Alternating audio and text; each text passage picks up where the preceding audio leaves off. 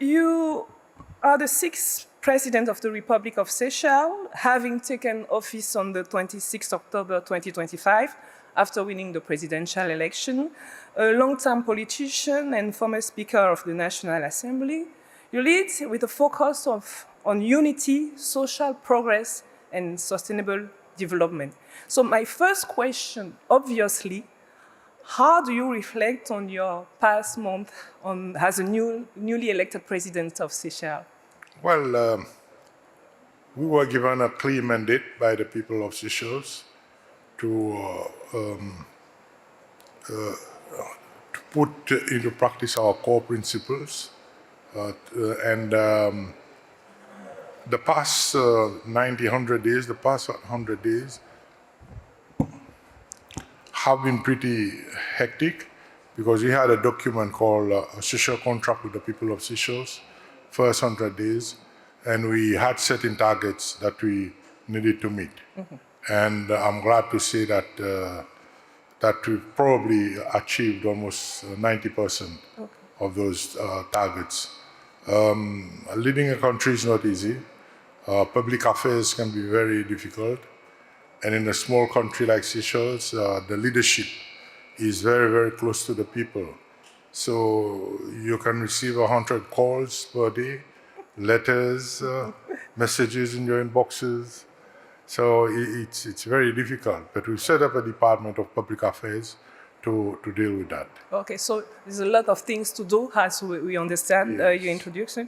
So my first question will be on how, because you are really interested in health, you're a doctor, we cannot forget it. So how can health and well-being be included in city planning to improve daily life in highland and coastal community like Seychelles?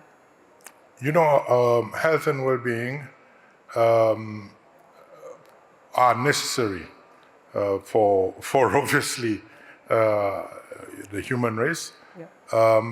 But for you to have health and well-being, you need first of all proper housing and a safe home. It's good for familial stability, for mental health. It provides a proper environment for education. So housing is not only a social issue. In our country, it is also a public health issue. It is for this reason that my government has embarked on a very dangerous, on a very progressive program to build almost 2,000 houses during the next 4 to 5 years, because housing is that important. And then, of course, we have other issues like transport. We want to make transport affordable and accessible. Only yesterday, we reduced bus fare by 2 rupees. And I'm on my way to India. And from India, we intend to introduce electric buses. It uses renewable energy, and it's healthier in terms of production of carbon dioxide and stuff like that. And of course, sustainable development is very important. In Seychelles, there cannot be any major urban development. Actually, we don't talk in terms of urban and rural because it is so small, without what we call an EIE, an environmental impact assessment. This is normally very stringent. So this is why we say our Minister for Environment is probably the most powerful person in Seychelles. We insist on that so that we can preserve our ecosystem and our way of living. Okay, so you lately mentioned sport. So how can prevention, healthy style and community well-being help create stronger and more livable city? Yeah, I mean, prevention, like we say, is better than cure. And there is a need for a paradigm shift. As a public health doctor, I strongly believe in prevention. And I believe if we look at the world, even in my own country, the burden of diseases right now are the non-communicable diseases, cardiovascular problems, diabetes, cancer. But these are all preventable diseases if we have in place the proper lifestyle, proper nutrition, and proper education. So this is where we should be placing our emphasis on prevention to ensure that we have a healthier nation. It is true that with technology today, medicine is very advanced, but it is benefiting a few, but for the vast majority, I think we need to strengthen prevention. Generally, they say we should lead by example. Are you a great sports person? I used to, when I was younger. But now I used to be a very, very fit person, 6 packs. And I could have easily been a model for the Calvin Klein underwears. Yeah, but now I'm no longer.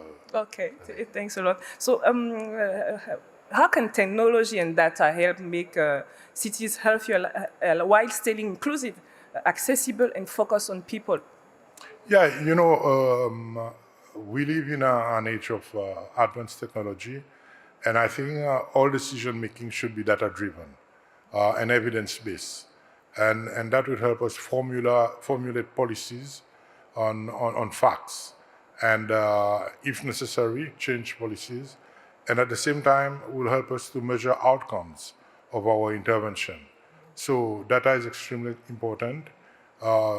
And technology is an enabler to make things faster, easier, and in fact, for me, this is the future of health.